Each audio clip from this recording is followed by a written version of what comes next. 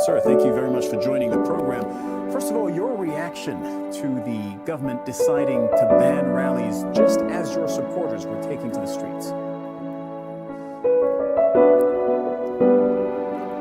Well, just to give you the background, the Supreme Court asked the President of Pakistan to fix an election date. That date is fixed for the 30th of April, so which means 50 days left. So my party decided to do an open our election campaign by a rally in Lahore today.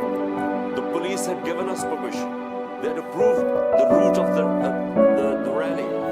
And suddenly this morning, the permission was taken away, but not just taken away. We had these heavy contingents of police, and these people coming to attend a peaceful rally were hit with tear gas shells, water cannon with some chemical in it, which people are still recovering from. And then police just charging these protesters, breaking their cars, and so many people got injured. But one, Bilal, this guy was killed in police custody. How do you interpret what you're describing as this government back and forth on the rules about holding a rally?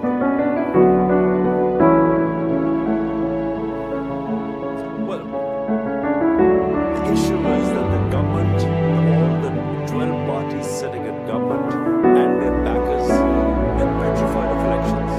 Because so far, in the last 8 months, out of the 37 by-elections, my party has won 30 out of them. So they're petrified of general elections. They did not want the general elections. We went into the Supreme Court, and the Supreme Court then decided to hold elections, and this date of 30th April was announced by the President. So we were just going according to our schedule to start our election campaign. But it is clear that the government does not want election. The parties sitting in the government, they want to get out of the election. So my worry is that the idea was to create a law and order situation today. And we really restrained our workers. We called off the rally because we were scared that there would be people killed, and that would be used as a pretext to get out of the elections. Some might answer that while the government is perhaps afraid of the upcoming elections, you're also afraid of complying with judicial rules. The police did show up at your house in Lahore only a few days ago to arrest you, to compel you to show up in court, and you evaded arrest. Well, let me tell you something. So far, there are 76 cases against me. I'm charged for terrorism, charged for blasphemy, charged for sedition in these 77 cases. And these cases have been made in the last few months. So I've been going from one courtroom to the other. What happened was when I was shot, this assassination attempt on me, for 4 months, my leg wasn't, I had 3 bullets in my leg, so I couldn't go out of my house. So that's when they started, the cases mounted. They wanted to make me appear in courts.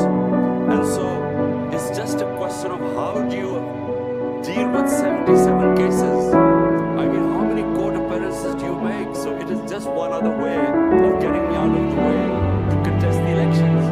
So they want either to imprison me or to disqualify me because they're scared that my party, thanks to the Almighty, is one of the most popular parties in Pakistan's history. So because they're scared, that's why they're trying to find ways either to get out of elections or get me out of the way. There are provincial elections, as you mentioned, in April, and then national elections later this year. If they both go ahead as scheduled, can you legitimately run in national elections if, as you say, there are 70+ cases currently pending against you?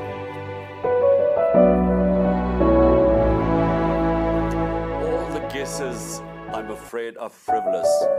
Whenever they go into a court of law, these cases will be dismissed. Now imagine, I just give you an example. There's a terrorism. I'm supposed to have committed Sir, terrorism. sorry to interrupt, but And if what that's is the the case, case? and if that's what you believe, was why a- didn't you show up in court?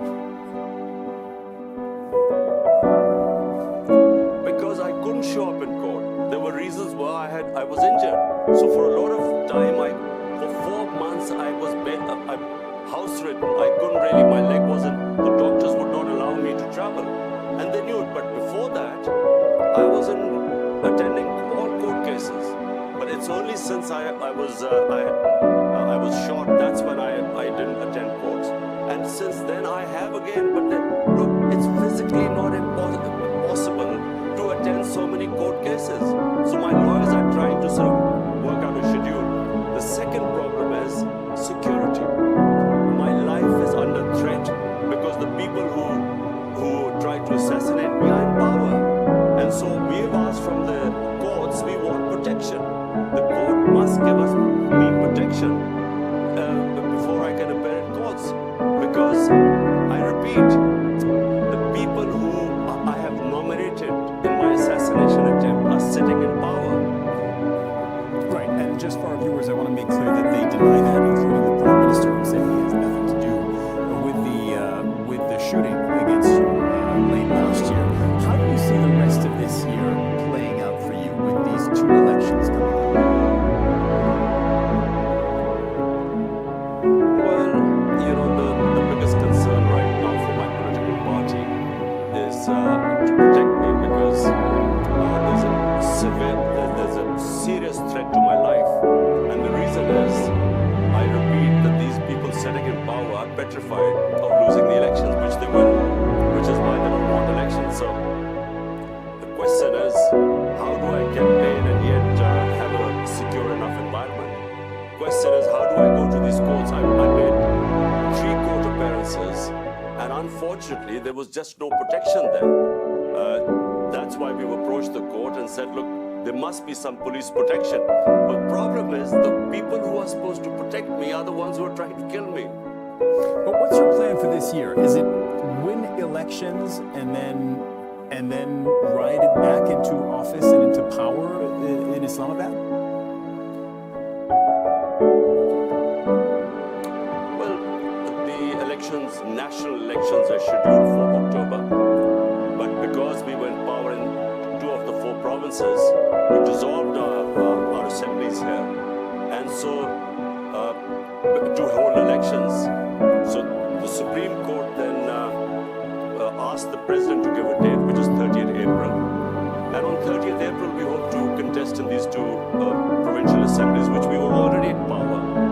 And what we were hoping was that since it's 65% of Pakistan, these 2 provinces, there would be a national election. And the idea for national election is because our economy has gone into a tailspin. Pakistan is facing the worst economic crisis in its history. So the idea was to hold elections, which would then bring political stability and which would then bring economic stability.